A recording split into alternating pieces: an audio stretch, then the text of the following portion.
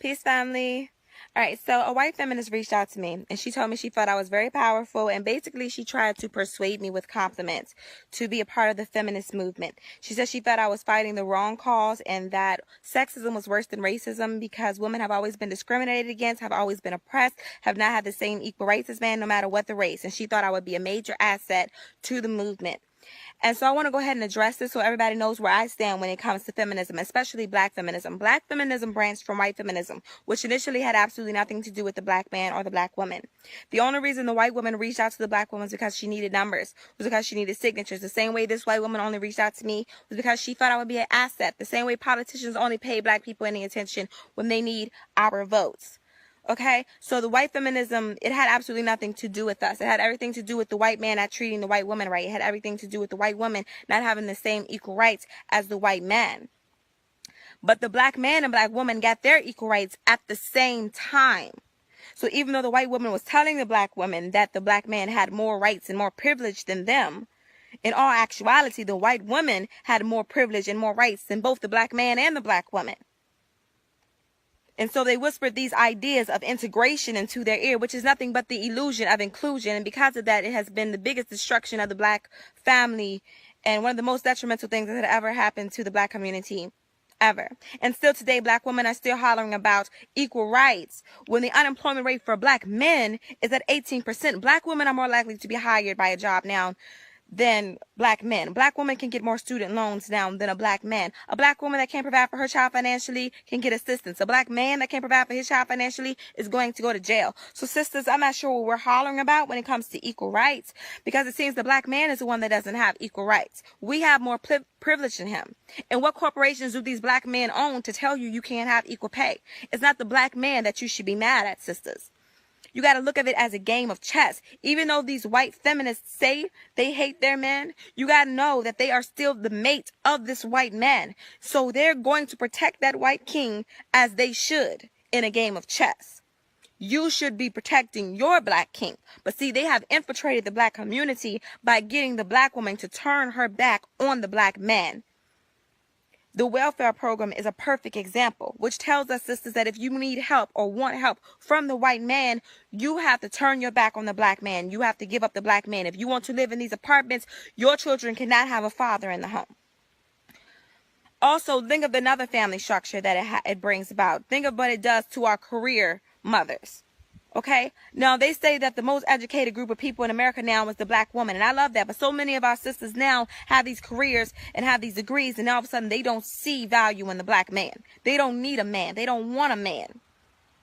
And so a lot of them don't want families. They don't want to reproduce, or they wait until they're no longer fertile to try to reproduce and have complications in their pregnancies. Or they already have children, but they don't spend any time with them because they're always working.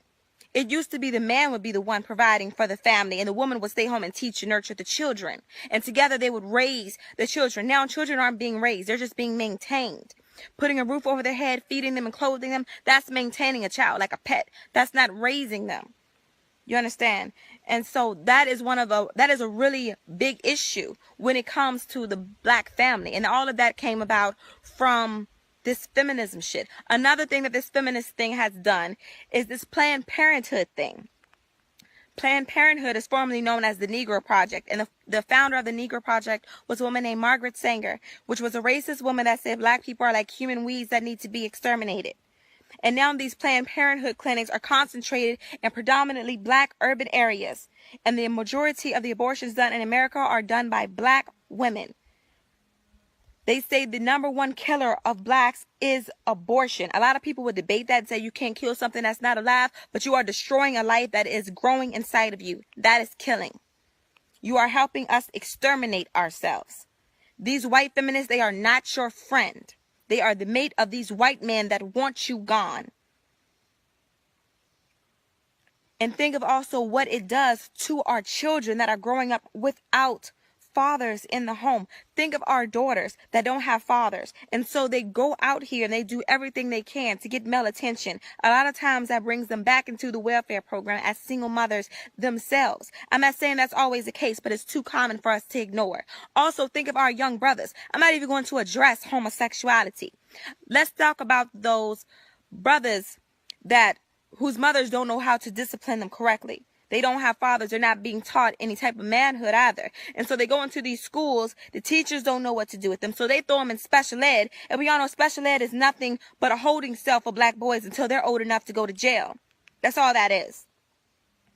It is one of the most detrimental things that has ever happened to the black community, and I will not stand by it. One more thing that I want to address is this damn campaign that tells sisters, love your body regardless of what a man thinks. It ain't got nothing to do with the man, the way you treat your body. You understand?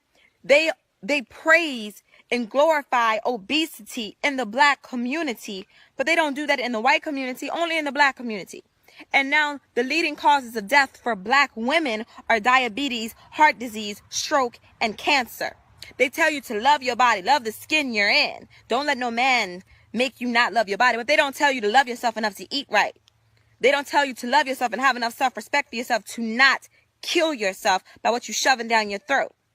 You get what I'm saying? These white feminists, they're not your friend. They're not your friend. And I do not stand by any of it. I refuse to turn my back on the black man to hold hands with some white chick. The war on our black man has been insane. They have done everything they can to destroy the black man, to destroy the image of the black man. They want you dead.